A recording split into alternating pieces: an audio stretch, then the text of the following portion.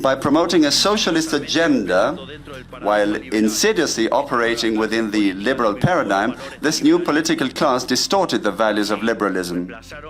And so, they replaced freedom with liberation, using the coercive power of the state to redistribute the wealth created by capitalism. Their justification was the sinister, unjust, and abhorrent idea of social justice, complemented by theoretical Marxist frameworks aimed at liberating individuals from their needs. And at the core, the entire world is closely observing the unfolding events, and discussions are starting to emerge. The UK has become the focal point of attention, and it's not a particularly favorable moment. Argentine Prime Minister Javier Mele delivered a scathing critique of Keir Starmer and his government, denouncing the British judicial system and revealing the tactics employed to silence the British populace. This strong condemnation has sparked significant public outcry, leading many to question the future direction of the UK. Mele did not hold back in his remarks, and his statements have resonated well beyond Argentina's borders. He highlighted issues of double standards, failures, and what he termed a blatant suppression of free speech. It's rare for foreign leaders to voice such candid criticism, but now the world is taking notice. In today's video, we will examine Mele's pointed comments, analyze their content, and discuss the potential ramifications for the political landscape in the UK. He accused the judicial system of failing its citizens, asserting that the British are losing their voting rights in a system that prioritizes control over justice. in our businesses, public institutions, and educational establishments, merit has been cast aside in favor of the doctrine of diversity, which represents a regression to the aristocratic systems of the past. Quotas are invented for every minority politicians can come up with, which ends up undermining the excellence of institutions. Wokeism has also distorted the issue of immigration. The free movement of goods and people is a fundamental pillar of liberalism. We know this well. Argentina, the United States, and many other countries became great thanks to immigrants who left their homelands in search of new opportunities. However, we have shifted from attracting foreign talent to foster development to now embracing mass immigration driven not by national interest but by guilt. One user remarked that Javier Mele spoke the truth at Davos, accusing the UK government of concealing horrific crimes and targeting those who dare to speak out. The truth can be difficult to confront, and it's crucial for someone with a platform like Mele's to bring these issues to light. The UK government must be held accountable for its actions.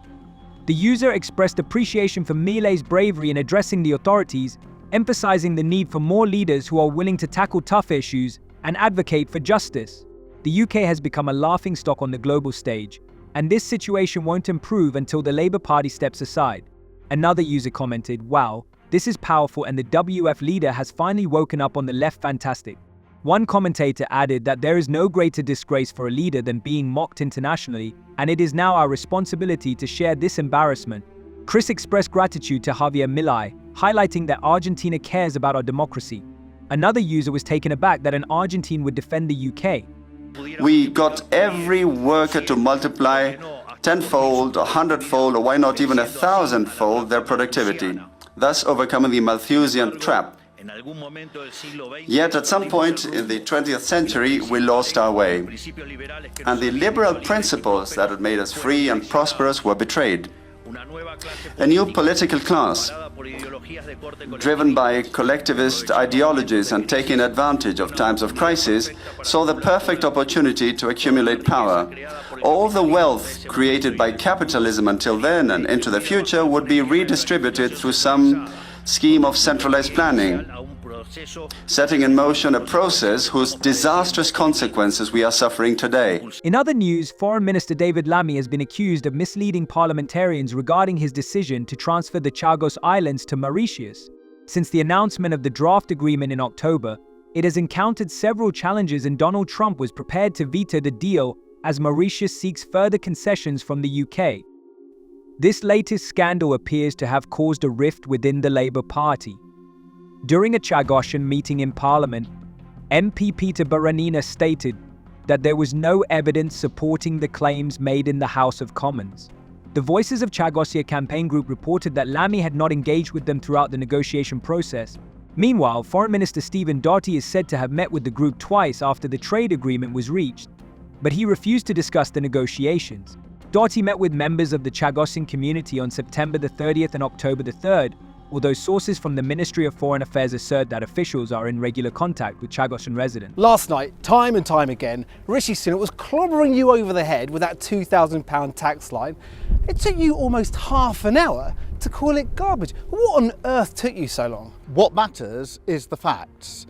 None of our plans involve tax rises for working people, and I'll spell it out. No income tax rises, no national insurance, no VAT.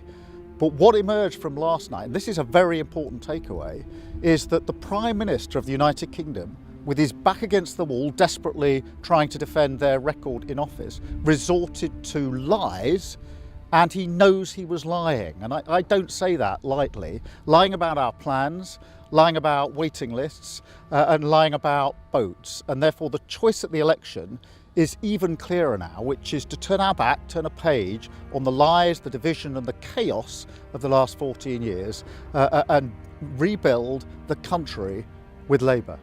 Since the start of 2025, British retailers and consumers have been grappling with escalating challenges that are fueling anxiety and concern. According to alarming data from GfK, consumer confidence plummeted to -34 in January, a significant drop from -27 in December. This steep decline highlights increasing worries about job losses, reduced disposable incomes, and rising expenses stemming from recent budget changes. Major retailers, already feeling the strain from inflation and cost-cutting measures, are bracing for a disastrous surge in operating costs of around £7 billion due to higher national insurance contributions and a new packaging tax. Many experts caution that the combination of rising prices and job cuts is only worsening the economic situation, fostering an environment of uncertainty and fear. Clive Black from Shore Capital is raising the alarm, suggesting that the UK may already be teetering on the brink of a technical recession, attributing the slowdown in economic growth to Labour's policies. Now you, the British people, are being gaslit. You are being lied to. While the people always sensed there was something unusual about the Southport atrocities ever since that fateful day, the authorities have hid behind legal processes and bureaucracies. Yesterday, Keir Starmer admitted that he knew the details about Axel Ruda-Cabana's background long before they came out. Check out this clip. Yes, I knew the details as they were emerging. That is the usual practice in a case such as this. But you know and I know that it would not have been right to disclose those details. But this is not consistent with Keir Starmer's previous actions. During the unemployment rate surged to 4.4% in November, and wages experienced the steepest decline since the pandemic began. Retailers like Primark are on the verge of collapse, reporting a 4% drop in UK sales from mid-September to January, while their competitors in Europe and the US are faring better. Analysts anticipate that recessions will become more frequent in the future, with Bloomberg Economics highlighting a troubling decline in growth rates to 1.2%. Chief economist Dan Hansen stresses that while these downturns may be less severe, they are likely to be more widespread, leading to increased anxiety among the population. Neil Bellamy from GfK points out that public confidence in the UK economy is rapidly eroding, and consumers are bracing for even tougher times ahead. Amidst this uncertainty, Labour Party Chancellor Rachel Reeves, speaking at Davos, vowed to boost economic growth through infrastructure and planning reforms. While this is a crucial step, many remain sceptical about its effectiveness. 13% of the asylum seekers, or the people who claim asylum, in the European Union. Now, that could take us to about 180,000 a year. What he will succeed in doing is reducing the number of small boat crossings of the Channel. So he will, because in that 180,000 will be the 40+ thousand who would otherwise come across on boats.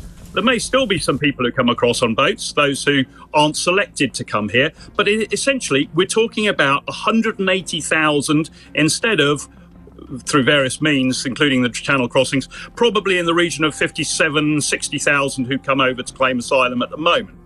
Now, does he understand that, yes or no?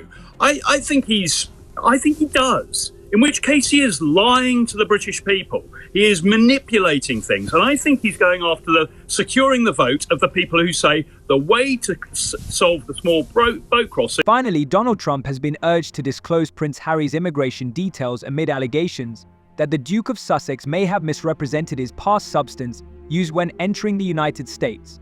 The Heritage Foundation, a conservative think tank based in Washington, is seeking access to Harry's visa documents to determine whether he disclosed his history of drug use. This demand follows the release of Prince Harry's memoir Spare in 2023, in which he candidly discusses his past experiences with substance use. The think tank questions why Harry and his wife Meghan were permitted to enter the United States in 2020. Considering that visa applicants are required to disclose any prior drug use. Share your thoughts in the comments. See you later.